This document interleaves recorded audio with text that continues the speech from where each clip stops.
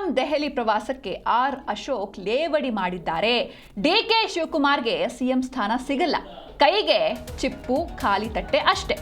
Siddaramaiah ಒಬ್ಬರನ್ನೇ Congress high command ಕರೆದಿದೆ. ಆದರೆ ಸಿದ್ದರಾಮಯ್ಯ ಅವರ ಇಡೀ ಗ್ರೂಪನ್ನೇ ಪಟಾಲಂ ಕರ್ಕೊಂಡು ಹೋಗ್ತಾ ಇದ್ದಾರೆ ಅಂತ ಈ ಬಗ್ಗೆ ಸಿದ್ದರಾಮಯ್ಯನವರ ದೆಹಲಿ ಪ್ರವಾಸದ ಬಗ್ಗೆ ಆರ್ ಅಶೋಕ್ ಲೇವಡಿಯನ್ನ ಮಾಡಿದ್ದಾರೆ.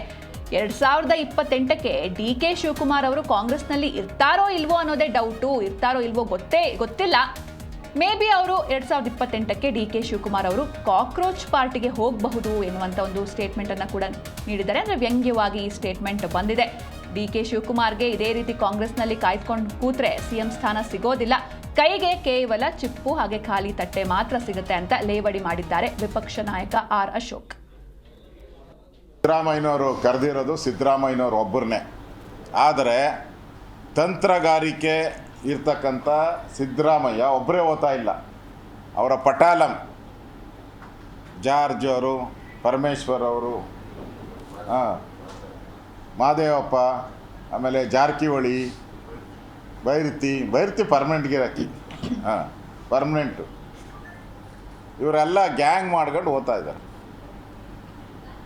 ಪಾಪ ಅದೇನೋ ಡಿ ಕೆ ಶಿವಕುಮಾರ್ ಇವತ್ತು ಹೇಳಿದ್ರಂತೆ, ನಾನೇನೋ ಬೆವರು ಸುರಿಸಿ ಕಾಂಗ್ರೆಸ್ ಪಾರ್ಟಿಯನ್ನು ಅಧಿಕಾರಕ್ಕೆ ತಂದೆ, ಅದಕ್ಕೆ ಬೆವರು ಸುರಿಸಿದ್ದಕ್ಕೆ ನಿನ್ನ ಕೈಗೆ ಚಿಪ್ ಕೊಟ್ಟಿರೋದು.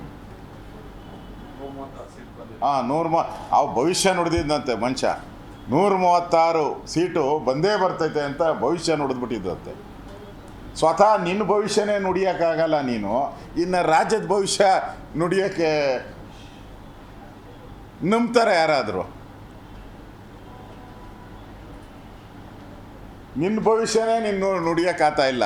ಹೇಳ್ತಾನೆ ಇದೆಯಾ ನವಂಬರಿಂದ, ನಾಳೆ ತಗೊಂತೀನಿ, ನಾಡ್ದು ತಗೊಂತೀನಿ, ಫ್ಲೆಕ್ಸ್ ರೆಡಿ ಮಾಡ್ಕೊಳ್ರಿ, ಬ್ಯಾನರ್ ರೆಡಿ ಮಾಡ್ಕೊಳ್ಳಿ. ಬಂದೇ ಬಿಡ್ತು. ಕಾಲ ತೀರ್ಮಾನ ಮಾಡ್ತೈತೆ, ಅಜ್ಜಯ್ಯ ತೀರ್ಮಾನ ಮಾಡ್ತಾನೆ, ತಿರುಪತಿ ವೆಂಕಟರಮಣ ತೀರ್ಮಾನ ಮಾಡ್ತಾನೆ. ಆಮೇಲೆ ಏನು ಕೊಟ್ಟಿಲ್ಲ ಅಂದರೆ ಒದ್ಬಿಟ್ಟು ಕಿತ್ಕೊಂತೀನಿ ಅಂತ ಅವ್ರೆ. ಒದ್ದು ಕಿತ್ಕೊಂಡಿಲ್ಲ.